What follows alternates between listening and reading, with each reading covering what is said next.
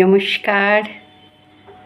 আজকে আমরা কথামৃত থেকে পাঠ করছি গৃহী জনের রীতি ও কর্তব্য সম্পর্কে ভগবান শ্রী রামকৃষ্ণদেব আমাদের কী শেখাচ্ছেন।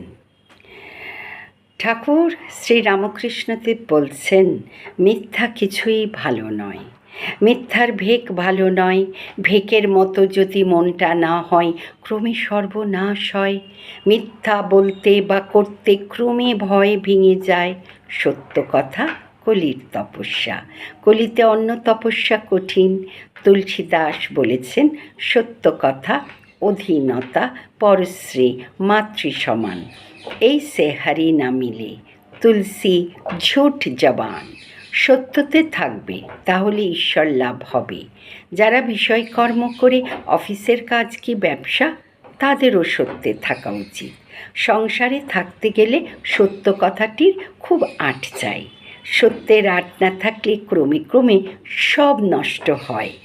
সত্যের স্বভাব কি জানো?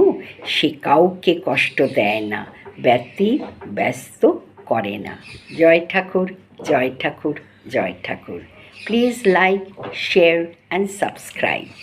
Thank you Thakur, thank you মা, thank you Swamiji, thank you Gurudev, thank you viewers.